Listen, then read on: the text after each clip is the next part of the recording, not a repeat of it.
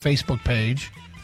And you can get the cameras are on in studio, so you can send us feedback that way. Join the conversation that way. Your texts, your tweets. We were talking about the Tigers a little bit there before the break and the trade deadline approaching, and I'm not as enthusiastic about the Tigers being able to move J.D. Martinez or Avila or Kinsler or any position player at the trade deadline because there's so much more demand for pitching this year than there are for everyday lineup guys. And that doesn't mean they can't be traded. It's just not a great market for it. You can hope for injuries, and you can hope for some other stuff. And there's some interesting feedback that we have gotten, like this one. And I agree with this text 100%. If you look at what just happened there and what's been going on all season. I think Washington is a possible landing spot for Justin Wilson. They have a contending team with a good farm system and have a dire need for a closer. Gator, you and I spent much of yesterday talking about how we would not want, of all the guys that have been rumored to be traded, Justin Wilson is the one guy that we most don't want to deal. He's a young, relatively young closer. He has just started his career arc as a closer. He seems to have sustainable stuff that he'll be able to do this for a while. Do we overvalue him? Yep, you bet. After years and years and years of having shaky guys in the closer's role who are their mid to late 30s, it's nice to have a guy who's 29 doing it and maybe able to do it for a few years. But I'm not going to be dumb about this. Washington is so desperate, they signed K-Rod, okay?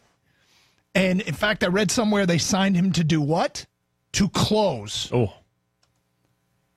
Now, do you have any fears at all that the Tigers are going to go, they're going to rue the day they let him walk? None.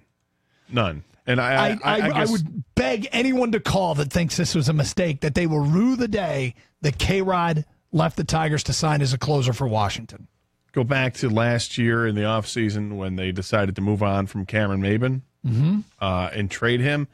And if we ask the same question, I think the result was similar. Although much more trepidation there because there were some people that weren't happy about that. He did have a good season. He had a really good season with the Tigers last year. But you and I both thought this is the best he's ever going to be. It'd be great if he could hang on to something close to what he was last year. But we doubted it because it was such an apparition compared to what he had done in his career to that point. He got off to a terrible start. He's rebounded. He's on a tear now. But even with that tear, he's still hitting 40 points below what he hit last year. But Francisco Rodriguez was good for the Tigers last year, wasn't great for the Tigers last year, and was absolutely horrible for the Tigers this year. I can't imagine there's a single person out there that would defend Francisco Rodriguez and condemn the Tigers organization for letting him go. No, I can't imagine there's a single person out there that is fearful that's going to, burn him. No. It's plus, going to the National League, I don't care. Go ahead. If you're Washington, oh, my God, what did you just do? That's talking about desperate. Yes. And this is like what the Tigers did a couple years ago when they were going through Jim Johnson and all types of arms. Anybody can throw. Let's give you a shot. Bring you back. Hey, we're talking about bringing Jason Grilly back. All types of weird ideas just to solidify the bullpen and the back end of the bullpen at that.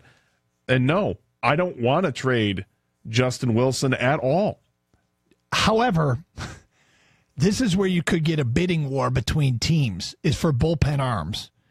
And I feel like Justin Wilson's a guy that can be useful as a closer, and the Tigers repopulate their roster and get good enough to contend, which I don't expect to be for a couple of years, to be honest with you. You think it can happen quicker than that. But I look at Wilson, I go, he could close for 4 or 5 years. Now, if they send him to Washington, I better be blown away with the return. The Nationals have a very good organization. If you can pilfer a bunch out of them for Justin Wilson, go for it.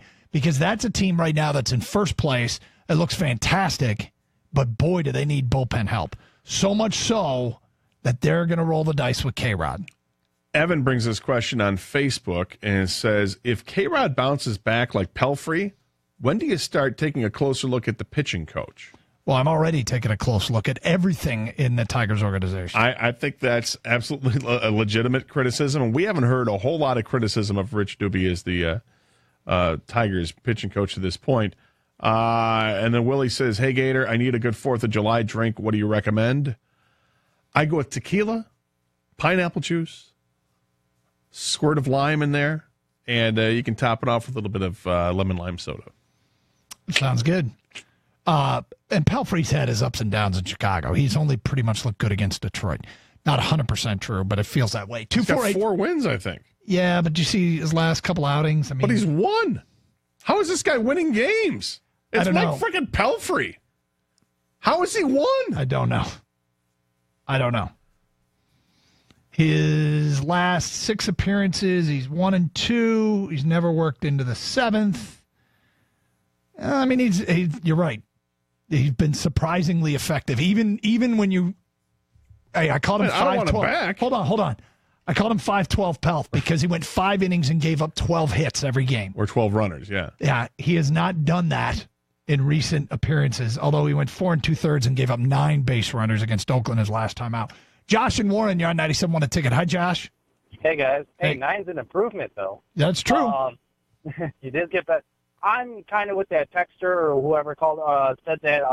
I'm worried that there's something going on with the clubhouse organization, that there's this dark cloud or something going on with this team, that guys are going to leave and they're going to excel. Like, how is Chicago getting anything out of Pelfrey? He was awful here. And, other teams are going to pick up these players. And if some team picked them up the day he was eligible, that means there was something going on with this team. And I think K-Rod was more of an attitude thing, that I think that's why he'll get something. Washington will get something out of him because of his attitude. I just don't think K-Rod liked being here. That was my fear, of something else is going on deeper with this team. Well, there might be something else going on deeper. There might be some problems with Rich Doobie as a pitching coach. I don't think K-Rod has anything to do other than the fact that K-Rod in Major League Baseball in 2017 is now bad. He's bad. I mean, if you look at Sanchez's last 2 starts, he's done something good. But is that because he went to Toledo, but he wasn't doing anything good in Toledo? I just think K-Rod, it was an attitude thing. So I'm not fearful that we're going to rue the day that he left us.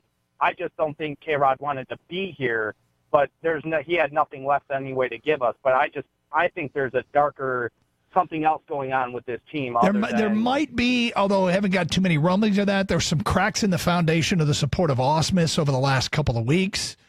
I brought it up to a Tiger insider, and they thought absolutely it was true. We'll see. We'll see what it leads to, but I am not that fearful of K-Rod. It's a stuff thing. He doesn't have the stuff anymore. Right. And Nick says, I think K-Rod will be all right in Washington. He knows the National League hitters a lot better, but I definitely won't regret not having him, just because every time he goes in, everyone has a heart attack. Yeah, I mean, it was like BP, honestly.